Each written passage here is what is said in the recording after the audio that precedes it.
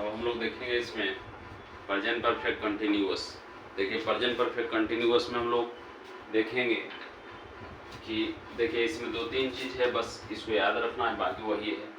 जैसे इसमें time, present perfect continuous में टाइम का बहुत वैल्यू होता है। जैसे अफर्मेटिव सेंटेंस में रहा, रहे, रही तो रहेगा ही, लेकिन इसमें समय का बहुत इंपॉर्टेंस है। समय जरूर रहेगा, समय अगर आएगा, क्योंकि रहा, रहे, रही तो लगा रहेगा प्रेजेंट परफेक्ट में भी। इन कंटिन्यूअस में समय का इंपॉर्टेंस है। जैसे और इसमें ध्यान रखना है कि जब हम लोग सब्जेक्ट प्लस है, been plus V four plus since for object plus other words लगाते हैं। अब बात आता है कि हम सिंस का प्रयोग कहाँ करते हैं, तो जहाँ पे निश्चित है। जैसे आपको 1980 दिया हुआ रहेगा तो ये निश्चित है। मंडे दिया हुआ रहेगा तो ऐसा अगर दिया रहेगा तब वहाँ पे हम सिंस लगाएंगे, बाकी सभी में फोर लगाएंगे।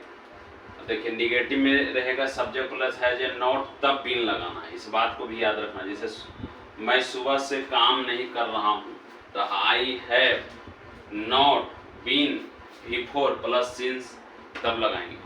तो यहाँ पर ध्यान रखना, आई हैव बीन के पहले नॉट का प्रयोग करेंगे। I have not been working since morning, इस बात को याद रखना है। उसी तरह से इंट्रोगेटिव में इंट्रोगेटिव प्लस निगेटिव रहेगा तो हैज है plus subject plus not plus V four plus since या ऑब्जेक्ट। जैसे क्या मैं 2 वर्षों से नहीं पढ़ते आ रहा हूँ, तो आप बनाइएगा हैव, उसके बाद में सब्जेक्ट में आई प्लस नॉट बीन रीडिंग, अब है सुबह, बात ही वर्षों से तो 4 ईयर्स।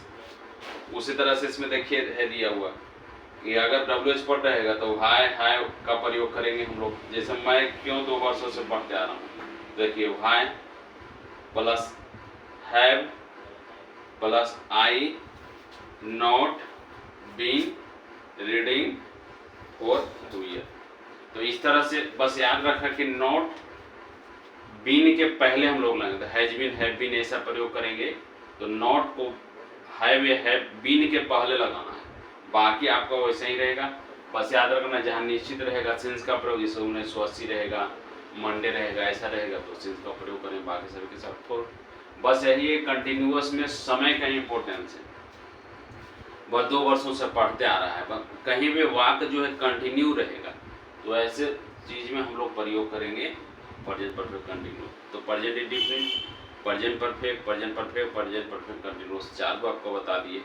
अगर एक बार इसको आप एक्सरसाइज सीनियर जो ट्रांसलेशन है ऑक्सफोर्ड ट्रांसलेशन बुक का एक्सरसाइज आप 75 से अगर बना लेते हैं तो आपका सारा ये आपका कन्फ्यूजन दूर हो जाएगा। क्योंकि इसमें सेंटेंस तभी आपको कॉन्सेप्ट में आएगा जब आप इसका एक्सरसाइज बनाते हैं।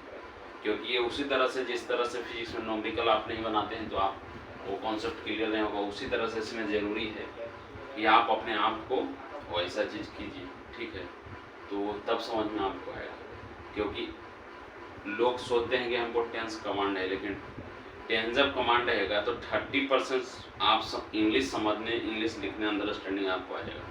क्योंकि मैक्सिमम 99% लोगों को हम लोग देखे हैं कि उनको टेंस क्लियर नहीं। आप पूछ दीजिएगा कि बीन का प्रयोग कब करेंगे ऐसा, तो उसमें क्या होगा कि फिर इंग्लिश में कमांड नहीं होगा। बाकी जनरल कंपटीशन का जितना भी है, जब तक इंग्लिश का आपका सही नहीं रहेगा अंडरस्टैंडिंग, तो आगे आप कुछ नहीं समझ पाइए। इसलिए ये एक तरह से फिजिक्स में जैसे मैथमेटिक्स कैलकुलस है, उसी तरह से इंग्लिश के लिए रीड है ये।